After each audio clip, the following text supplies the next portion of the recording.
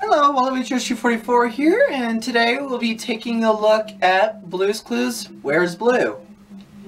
Now let me give you a little backstory. I grew up watching Blue's Clues. Quit watching about the time they made Blue talk. So I've been a fan for a very long time. So let's take a moment to appreciate the nostalgia. Okay, now that we're done, okay, this creepypasta is about a psychotic killer who kills Blue's Clues characters. And it was requested by 2 people, even though it's correcting, but I'm just going to take it anyway. It's, again, pardon me for mispronouncing. Kill Clay, 1954, and Kathubi Guy 1, again. Alright. Here's Blue's Clues, Where's Blue? It seemed like a normal day at first. I was just walking around when I saw what looked like a disc of some kind on the ground. As I got closer, I saw that it's a Blue's Clues DVD. I picked it up and looked at the other side of it. I was partially pleased to see that it was hardly scratched at all. Oh, this would be so good for Jordan, I said to myself. I flipped the disc over and see what was written in thick black marker. Don't watch. Confused and a little concerned. I watched it before letting Jordan watch it. Okay, who's Jordan? Is that your baby brother, baby cousin, baby sister? What? At first it seemed like a normal Blue's Clues episode. Then I thought it was weird when I saw Steve, Blue's co-star of the show, was animated. Then I thought it was just for that episode, but that was when I noticed that the house was worn down. Windows were broken, boards were rotted, and there were holes in the walls. Then Steve stuck his head out of the windows and said his signature opening line.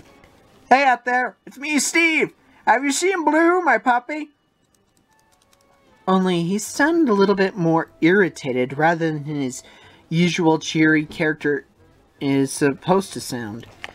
It was then that Blue appeared from behind a bush in front of the house and took off a sprint toward the backyard rather than going to the front doggy door like she normally did. Steve then disappeared back inside of the house. The screen went to static for a moment, but only the sound was loud, insanely frightening shriek of a dog screaming out in pain. Thinking it was coming from outside, I kept watching. Okay, I can buy that. Sort of. Not really. The screen excited the static and entered the next scene. Steve was wearing a black hoodie, black baggy jeans, and black combat boots. It was strange to see Steve dressed that way, and even though his hood was up, I could tell it was him. But I could only tell that something was wrong. An eerie chill crawled up my spine, and I was about to turn off with a blood-curdling, fear-filled, high-pitched scream that blasted through stereo speakers. The pitch of the volume of it pounded in my ears. I could hear it hurt so much I had to cover them. I thought that they might kill my hearing. No, they won't kill it. You would just go deaf for 5 minutes. It went on for what felt like hours. I could almost see something with an Irish accent. When it stopped, I looked up to see a knife covered in blood. Really? We're going there? Clutched firmly in Steve's hand. I was confused for a moment. Then I saw a brutally mutilated corpse of a blue-haired, carefree puppy lying lifeless on the floor. Blood pooling around her body. Her intestines spilling from her belly. The blood looking so real that I thought it was coming from the TV. Again, we're going in that route? It was then that Steve's brother Joe comes in and sees the aftermath of the event that had just taken place. He screamed so loud that it seemed louder than the first. I covered my ears again, but didn't take my eyes off the screen.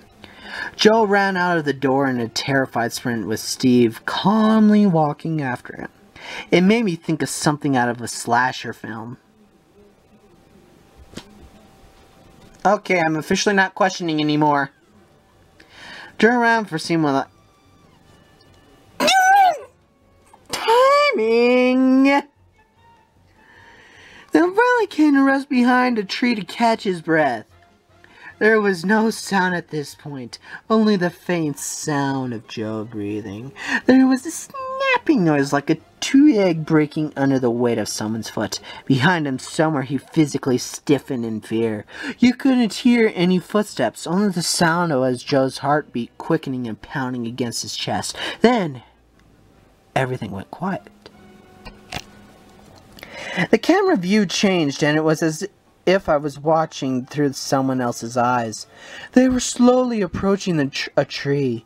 When they were directly behind it, the screen changed again, but not to static. It went black. Then all I heard was the sound of blade piercing skin, and a man screamed in intense pain. I knew immediately it was Steve attacking him. Then I heard the sound of knife piercing Joe's body again and again and again and again and again. I don't know how many times I've heard that sound. The screen was still black then, and I began to see what looked like blood trailing down from the TV screen. It looked so real, like a bucket had poured out of my TV. After a moment, the screen went back to normal. The scene before me was enough to almost make me throw up.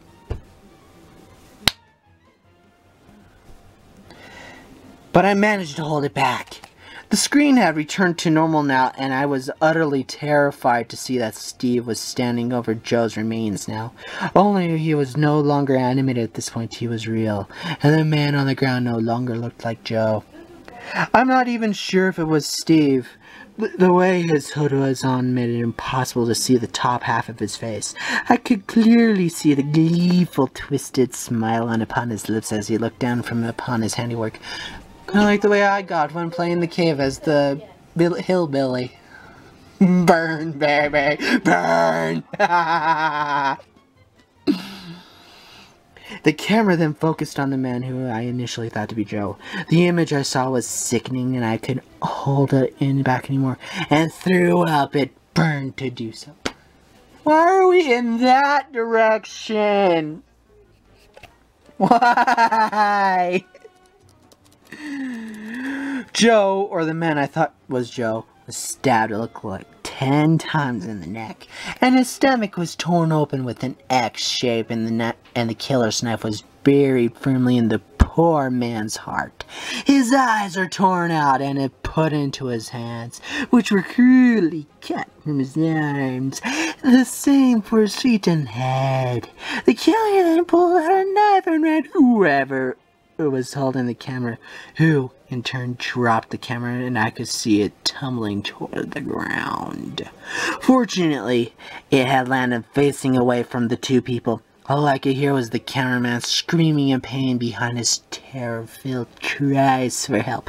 After a minute, the killer re-entered the camera's view. He pointed at it with the knife and said something angrily yet happily, and what, thinking about it now, sounded like Russian. Oh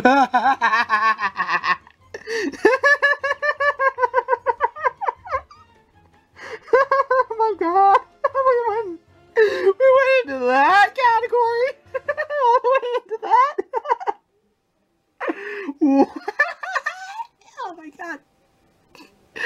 I really shouldn't have laughed. I haven't spoken of this night for years, and I have yet to figure out who left that DVD there. I never reported this DVD to the police, a mistake I will never make again. After watching it, I took it out of the DVD player and snapped it into 2 pieces so that nobody else would ever have to watch it. Well, at least that's smart. You didn't do something stupid, like put the game back in. Kills all cursed characters! I still have nightmares about it every now and then. If I could go back in time and stop myself from picking up that disc, I would. In fact, I would actually get rid of it right then and there. I have no information on the killer. I have to look up this kind of killing, but I can never find anything that matches this type of brutality. Nowhere! And that was Blue's Clues Where's Blue. I'm still laughing.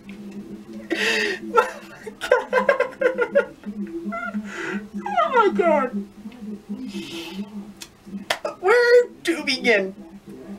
Well, for one thing, it's decent. Decently horribly funny. At the end, it was like, why? Why?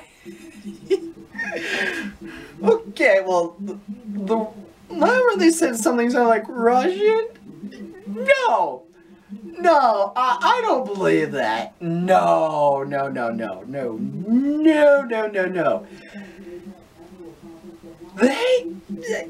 Nobody would be that inhumane. Nobody is that inhumane. And plus, whoever's this killer is, they would have just gotten the death penalty or something. I don't know. I'm not paying attention a lot. Jeez. That's so funny. That is too funny.